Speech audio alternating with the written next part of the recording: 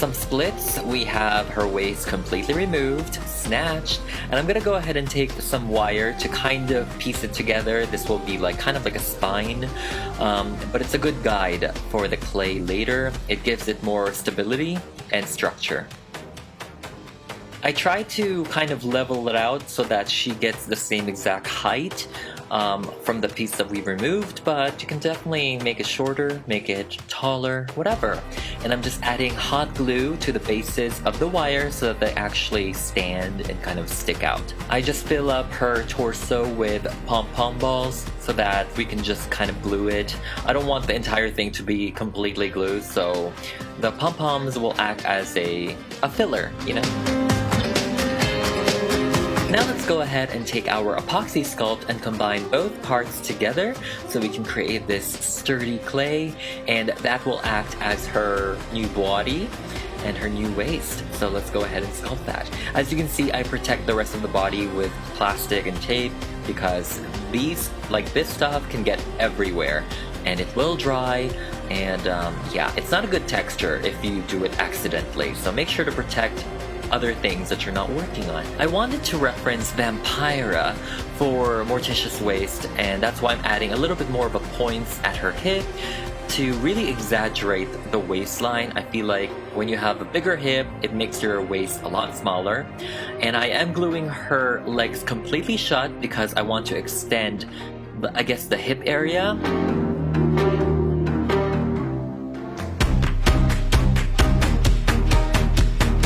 And now we are finished with a body modification. This took roughly like maybe a day or two in order for it to dry. But now let's go ahead and sand it. As you can see, it's a little bit more rough around the edges and we want to make it smooth. We want to blend it out to give a seamless effect. Let's take a break from her body and let's move on to the wig making process. As you can see, I made a wig cap over here and I'm just gluing black yarn wefts onto her wig cap. You always want to start from the bottom, as always, especially if it's kind of like longer hairs. And I'm adding a styro on top just to give her head kind of like that illusion that it's bigger, it's taller. I don't know, I thought it would be kind of cool. At one point her hair looked like it was almost very Elvira-ish because it was kind of really big, so I had to really tone it down and made the rest of her hair kind of flat. I mean, hey, Elvira, iconic. Now I'm taking this pan pastel in raw umber tint and we're gonna go ahead and recolor Morticia's body. Of course, for this to work, you have to spray the entire body with Mr. Super Clear. So I believe this overall, you know, recoloring her skin, it took maybe 10 layers. I did not film every single layer, so you guys won't really see it, but yes, this took at least 10 layers. Also, FYI, wear a mask whenever you're doing this because honestly, oh my goodness, I was just inhaling all the powders. So I'm like, you know what, I'm gonna wear a mask. Now, the original doll mold, I mean, her features was just really soft, as you can see. So over here, I have a Gal Gadot head, a Wonder Woman head, and I thought it would look really cool. She has high cheekbones, prominent nose, fuller lips, and I feel like it would look better as Morticia. I just cleaned her up, and again, let's go ahead and take off her factory paint. And yeah, see, as in the process, when you're in the middle of doll making, you can still change your mind when it comes to things. And so yeah, this is one of those. Of course, we have to match her new skin tone to her face, so again, I sprayed this with Mr. Super Clear and I went on with the Pan Pastel. And this roughly took maybe 5 layers to just completely change her skin tone. But, you know, because of movie magic, it took 1 second.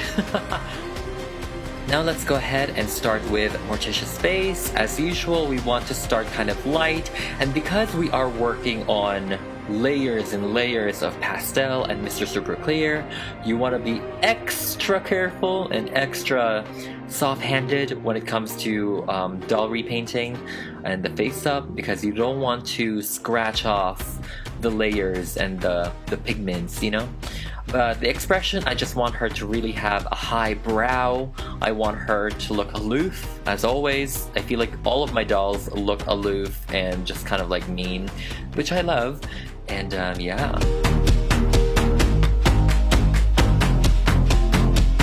One of my favorite parts when the doll has a natural high cheekbones or a defined cheekbones, I love to contour it even more because it just highlights the cheekbones, you know? I wanted to keep her eye makeup a little bit neutral but also smoky.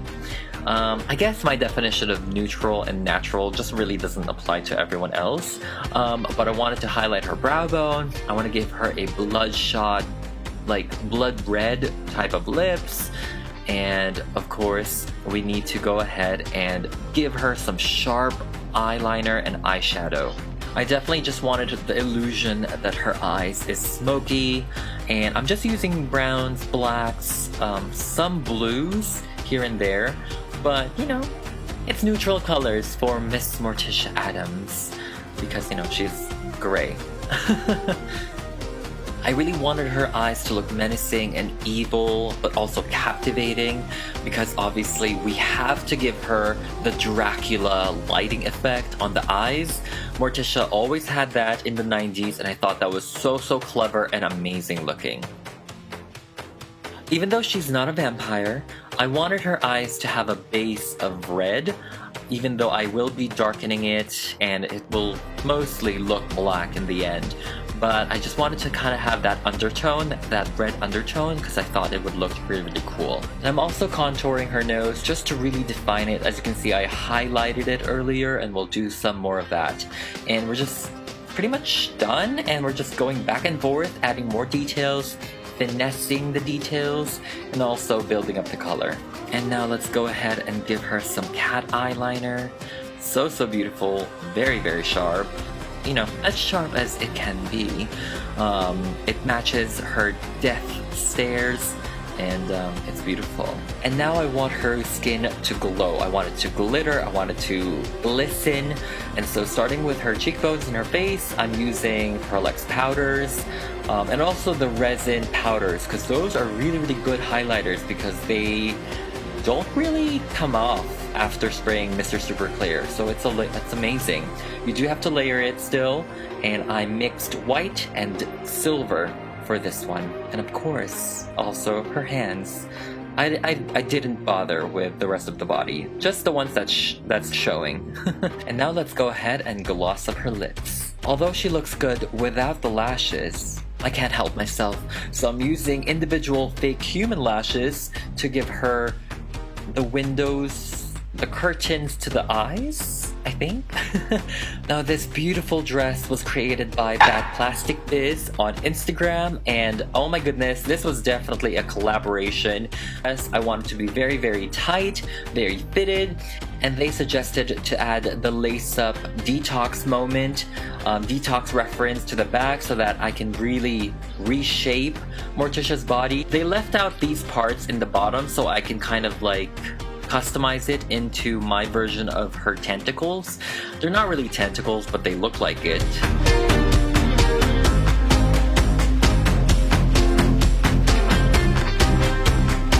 I kind of wanted to frame her plunging neckline, so I'm just adding this piece onto her dress, kind of like, I don't know, a wing type of look, but it's a deep V, so it's to frame her décolletage, you know what I mean? And I'm just cutting it into this thicker fabric, thicker pleather fabric. And now let's carefully super glue it onto the edges, and I love it because we do have the wire there, so it will also mold with her body. And now this is what we have after it dries down. Don't worry about the pin marks because they will relax over time, but there we have it. And then they included extra fabric, so I'm like, yes, let's go ahead and make more of these swirls, more of these tentacle pieces.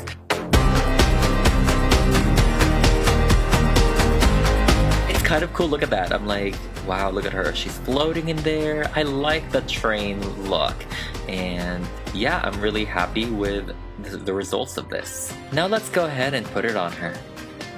Angelica's Morticia definitely had so many iconic lines when she was trying to look for a job, when she was giving birth. That one is actually my favorite, and it's on YouTube. You guys should check it out. It's so hilarious. She's like unfazed.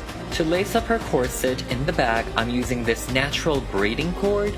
I believe it's from Michaels, and I'm using the black one, obviously. to lace her up and close her dress.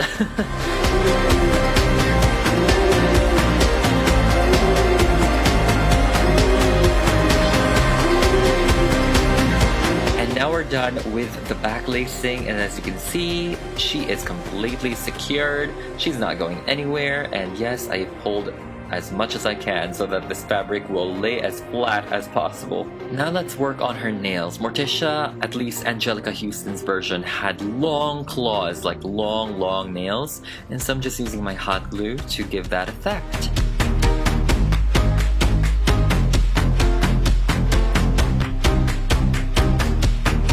And I'm painting it with red, of course, to match her lips. Now let's go ahead and put back her wig, style her a bit, and we're pretty much done with Morticia Addams.